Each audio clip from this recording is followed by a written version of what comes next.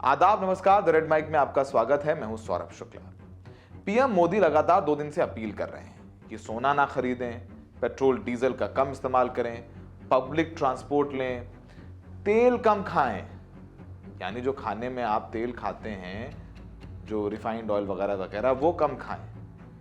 शादियों में विदेश ना जाएं, मतलब विदेश में शादी करने ना जाएं। ऐसा पीएम क्यों कह रहे हैं? वैसे पीएम खुद भी विदेश जा रहे हैं। 5-4 देशों की यात्रा के लिए पीएम ने खुद भी रोड शो किया है, लेकिन देशवासियों को क्या करना चाहिए वो बता रहे हैं और हम आपको इस पूरी रिपोर्ट में बताएंगे कि पीएम ऐसा करने के लिए क्यों कह रहे हैं, क्यों पीएम कह रहे हैं कि सोना ना खरीदें। और पीएम मोदी ने कहा है लोगों से कि वो 1 साल तक सोना खरीदने, पेट्रोल डीजल की खपत और गैर जरूरी विदेश यात्राओं को कम करें। उन्होंने कहा कि इससे भारत का विदेशी मुद्रा भंडार बचाने में मदद मिलेगी, यानी फॉरेक्स रिजर्व्स बचाने में मदद मिलेगी। उन्होंने लोगों से मेट्रो, पब्लिक ट्रांसपोर्ट और इलेक्ट्रिक गाड़ियों का ज्यादा इस्तेमाल करने की अपील की। साथ ही कहा कि जहां संभव हो वर्क फ्रॉम होम करें। अब सोना चिंता का विषय क्यों है? अब इस पूरे वीडियो को आप अंत तक देखें और समझें। भारत खुद सोना नहीं बनाता, इसलिए लगभग पूरा सोना विदेशों से आयात होता है। पिछले साल भारत ने करीब 72 अरब डॉलर का सोना बाहर से खरीदा। जब भारत ज्यादा सोना खरीदता है तो डॉलर देश से बाहर जाता है, क्योंकि हम सोना खरीदते हैं वो डॉलर में खरीदते हैं। तो जितना ज्यादा सोना खरीदेंगे उतना ज्यादा डॉलर हिंदुस्तान से बाहर जाएगा, यानी हमारा जो विदेशी मुद्रा भंडार है, फॉरेक्स है, वो कम होगा। इससे रुपए पर दबाव बढ़ता है और रुपए भी कमजोर होता है। रुपया कमजोर होने पर सोना और महंगा हो जाता है, यानी ज्यादा सोना खरीदने से भविष्य में सोना और महंगा पड़ता है। और वैसे भी सोने की जो दाम है उनको लेकर के भी अनिश्चितता है और डॉलर के मुकाबले रुपया 95 के ऊपर हो गया है, यानी पाताल लोक में पहुंच गया है, बेहद कमजोर हो गया है। हालांकि आरबीआई भी सोना खरीद रहा है, लेकिन उसका मकसद देश के विदेशी मुद्रा भंडार को मजबूत करना है। आम लोगों द्वारा खरीदा गया सोना सीधे डॉलर की मांग को बढ़ाता है, यानी सोना ज्यादा खरीदेंगे तो सोना बाहर से आता है, सोना बाहर से खरीदने के लिए पैसे डॉलर में जाएंगे। आप भले ही अपने सुनार को रुपए में पैसे दे रहे हैं, लेकिन उस सुनार के पास सोना तो बाहर से आ रहा है ना, तो वो डॉलर में खरीदा जाता है। तो पीएम इसलिए कह रहे हैं सोना मत खरीदिए। इसकी पूरी गणित भी समझाएंगे। अब पेट्रोल डीजल से कैसे दबाव बढ़ रहा है वो भी जानना जरूरी है। भारत अपनी जरूरत का लगभग 89% तेल विदेशों से मंगवाता है। पिछले 1 साल में कच्चे तेल की कीमत करीब $70 प्रति बैरल से बढ़कर $113 तक पहुंच गई है। सरकार ने अभी पेट्रोल डीजल की कीमतें ज्यादा नहीं बढ़ाई हैं, लेकिन सरकारी तेल कंपनियों को भारी नुकसान उठाना पड़ रहा है। माना जा रहा है कि आगे चलकर पेट्रोल डीजल के दाम अच्छे खासे महंगे होंगे। अगर ईंधन महंगा हुआ तो उसका असर सिर्फ पेट्रोल पंप तक नहीं रहेगा, ट्रांसपोर्ट महंगा होगा, फिर सब्जियां, राशन, दूध, रोजमर्रा की चीजें भी महंगी हो जाएंगी। अब खाने के तेल पर भी चिंता है। भारत पाम ऑयल और सूरजमुखी तेल जैसी चीजें बड़ी मात्रा में विदेशों से मंगाता है। रुपया कमजोर होने की वजह से इनकी कीमत बढ़ जाती है। प्रधानमंत्री मोदी ने कहा है कि अगर हर परिवार खाने के तेल की खपत थोड़ी कम करे तो इससे देश की विदेशी मुद्रा भी बचेगी और लोगों की सेहत भी बेहतर होगी। यानी जो बड़ी बड़ी दावतें की जाती हैं उन दावतों पर रोक लगाने की बात वो कर रहे हैं। अब खाद और खेती पर भी असर है। भारत बड़ी मात्रा में यूरिया और डीएपी जैसे खाद विदेशों से खरीदता है। पश्चिम एशिया में तनाव बढ़ने से इनकी कीमतें तेजी से बढ़ गई हैं।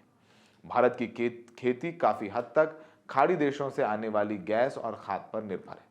अगर सप्लाई में दिक्कत आई तो खेती की लागत बढ़ेगी और खाने पीने की चीजें महंगी हो जाएंगी। पीएम ने किसानों से रासायनिक खाद का इस्तेमाल कम करने की अपील की है, यानी जो डीएपी के लाइनों में लगे हुए हैं किसान, उनसे कहा है कि आप प्राकृतिक रूप से खेती कीजिए। अब ये बताइए कि डीएपी डालता है तो फसल अच्छी होती है, अब डीएपी नहीं डालेगा तो सरकार से क्या मदद मिल रही है किसान को? एमएसपी की गारंटी भी नहीं है कि जो फसल वो उगाएगा वो एमएसपी पर जाएगा, क्योंकि सरकार ही तो एमएसपी पर लेती है। एमएसपी की गारंटी का कानून तो है नहीं कि जो खरीदे वो एमएसपी पे खरीदे। सरकार जो नहीं लेती है तो फिर तो औने पौने दामों पर किसान को अपना अपना अनाज बेचना पड़ता है। और डीएपी नहीं तो या तो आप सालों साल तैयारी करते हैं, अचानक एक दिन आपने कह दिया कि आत्मनिर्भर बन जाइए, यानी सब कुछ किसान करें, सोना हम ना खरीदें, विदेश यात्रा पर हम ना जाएं, तेल हम कम खाएं, किसान रासायनिक खाद ना इस्तेमाल करें, सब हम करें। चलिए अब थोड़ा और डिटेल में सोने के गेम के बारे में बताते हैं। अगर हमने एक साल तक गोल्ड नहीं खरीदा तो क्या होगा? जो फाइनेंशियल ईयर 2026 है उसमें भारत का कुल आयात बिल है $775 बिलियन। इसमें 4 कमोडिटीज हैं, 4 चीजें हैं जिन्हें हम बाहर से सबसे ज्यादा मंगवाते हैं। क्रूड ऑयल लगभग 134.7 billion dollar, gold 72 billion dollar, खाने का तेल 19.5 billion dollar, fertilisers 14.5 billion dollars, यानी 240 बिलियन डॉलर हम देते हैं क्रूड ऑयल में, गोल्ड में, खाने के तेल में और फर्टिलाइजर्स में। ये 4 वस्तुएं भारत के कुल आयात का 31.1% का हिस्सा है, लेकिन इनमें अकेले सोने का आयात कुल इंपोर्ट का करीब 10% है। यही कारण है कि पीएम मोदी ने नागरिकों से इन वस्तुओं का उपयोग कम करने का आग्रह किया है। यदि भारतीय एक वर्ष के लिए सोने की खरीद में कमी लाते हैं तो गोल्ड इंपोर्ट में 30 से 40% की गिरावट से भी 20-25 अरब डॉलर की बचत हो सकती है। 50% की गिरावट से 36 अरब डॉलर की बचत हो सकती है। खास बात यह है कि अनुमानित चालू खाता संख्या का लगभग आधा है। एक वर्ष तक सोना ना खरीदने से भारत से डॉलर का आउटफ्लो सीधे तौर पर अरबों डॉलर तक कम हो सकता है। पेट्रोल पर कैसे बचेगा सरकार का पैसा, यह भी इंपॉर्टेंट है। भारत वर्तमान में अपनी जरूरत का 89% बाहर से मंगवाता है तेल। सोने की कीमतों के साथ तेल की कीमतों में वृद्धि पिछले एक वर्ष में लगभग $70 प्रति बैरल से बढ़कर $113 तक हो गया है, यानी सीधे तौर पर डॉलर के आउटफ्लो को यह बढ़ा रही है। चूंकि फाइनेंशियल ईयर 2026 में भारत ने क्रूड ऑयल के आयात पर 134.7 बिलियन डॉलर खर्च किए थे और अगर कच्चे तेल की कीमतें लगातार बढ़ती रहीं तो यह आंकड़ा तेजी से बढ़ेगा और भारत के विदेशी मुद्रा भंडार पर बुरा असर पड़ेगा। इंडिपेंडेंट कमोडिटी एक्सपर्ट्स बताते हैं कि अगर देश में पेट्रोल डीजल की डिमांड कम हुई तो खपत कम होगी और सरकार पर ज्यादा क्रूड इंपोर्ट करने का दबाव नहीं होगा। उन्होंने ये भी कहा कि सरकार लगातार पेट्रोलियम प्रोडक्ट पर निर्भरता कम करने के लिए इलेक्ट्रॉनिक व्हीकल्स को प्रमोट कर रही है और आने वाले दिनों में बहुत तेजी से ई व्हीकल्स की ओर शिफ्ट हो सकते हैं। सरकारी खजाने और पर्यावरण की सुरक्षा दोनों के लिहाज से ये बेहद अच्छा होने वाला है। अब विदेशी मुद्रा भंडार का गणित समझें। ट्रेडिंग इकोनॉमिक्स द्वारा जो आंकड़े हैं उसके अनुसार भारत का विदेशी मुद्रा भंडार लगभग 690.69 अरब डॉलर है। आरबीआई के आंकड़ों से पता चलता है कि फरवरी में ये बढ़कर के 728 अरब डॉलर हो गया था, लेकिन वैश्विक अनिश्चितता बढ़ने के कारण अप्रैल में घटकर 691 अरब डॉलर रह गया। वहीं दूसरी ओर आईएमएफ ने अनुमान लगाया है कि भारत का चालू खाता घाटा सीए 2026 में बढ़कर 84.5 अरब डॉलर हो सकता है, जो जीडीपी का लगभग 2% है, यानी हमारा जीडीपी रेट भी कम होने वाला है। जो करंट अकाउंट है उसमें उसका सीधा मतलब है कि आने वाले डॉलरों की तुलना में जाने वाले डॉलरों की संख्या अधिक होगी। अब विदेशी यात्राओं पर होने वाला औसत खर्च टूल ट्रैवल एजेंसी है एसओटीसी, उसकी रिपोर्ट है। उसके मुताबिक भारतीय टूरिस्ट के लिए 2026 में एक सप्ताह का फॉरेन ट्रिप का औसत खर्च आमतौर पर 50,000 से 1.5 लाख रुपए प्रति व्यक्ति के बीच रहता है। हालांकि यह खर्च दक्षिण पूर्व एशियाई देशों के लिए 2 लाख से अधिक हो सकता है, जबकि यूरोप या अमेरिका का पर यह कॉस्ट 2 लाख से अधिक भी हो सकता है। चूंकि डॉलर की कीमत बढ़ रही है और रुपया कमजोर हो रहा है तो ऐसे में विदेश यात्रा और विदेश में पढ़ाई करना दोनों महंगा हो जाता है। इसलिए इन पैकेज और विदेश में अन्य खर्च भी बढ़ सकते हैं। यानी अब आप विदेश मत जाइए, शादी ब्याह में पैसे कम खर्च करिए, पब्लिक ट्रांसपोर्ट लीजिए। क्या हमारा पब्लिक ट्रांसपोर्ट इतना मजबूत है? आप दिल्ली में अगर जाएंगे मेट्रो में आपको पीक आवर्स में जगह नहीं मिलती, खड़े होने की जगह नहीं मिलती, बसेस में जगह नहीं मिलती। क्या हमारा पब्लिक ट्रांसपोर्ट इतना मजबूत है कि हम सबको उसमें अकोमोडेट कर पाए, कि अब जब सर पर त्रासदी आ गई है तो सब सारी बातें हो रही हैं। अभी बंगाल का चुनाव हुआ, खूब जम जम कर रोड शो हुए, तमाम नेताओं के ट्रैवल किट में एक नेता के आगे पीछे 20 गाड़ियां चलती। पीएम मोदी ने खुद कल रोड शो किया, उनके पीछे सैकड़ों गाड़ियां थी। क्या उसमें ईंधन नहीं खर्च हो रहा है? तो जो नेता हैं, हमारे देश के मंत्री हैं, सांसद हैं, विधायक हैं, इनको एक एग्जाम्पल सेट करना चाहिए कि हम साइकिल से ऑफिस जाएंगे, हम पब्लिक ट्रांसपोर्ट से ऑफिस जाएंगे, लेकिन वो ऐसा नहीं करते।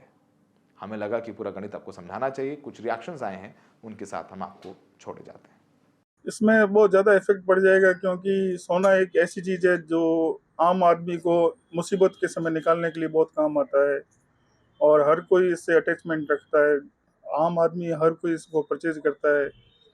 तो इसमें और भी हमारे जैसे कारीगर वर्ग है और दूसरे और भी लेबर है, नगीने वाले, जड़त वाले, सबके ऊपर इफेक्ट पड़ेगा। तो लाखों लोग बेरोजगार हो सकते हैं इससे। हमारे अगर धंधे के परिप्रेक्ष्य हम देखें तो काफ़ी फर्क पड़ेगा। वैसे ही भावों के उतार चढ़ाव से हमारा धंधा तो डिस्टर्ब हुआ ही है काफ़ी। अब जब इस प्रकार का कोई ऐलान होता है कि भाई 1 वर्ष तक सोना ना खरीदें, तो निश्चित रूप से छोटे सुनार हैं, बड़े सुनार हैं, उनके धंधे तो डिस्टर्ब तो होंगे, इसमें कोई दो राय नहीं है।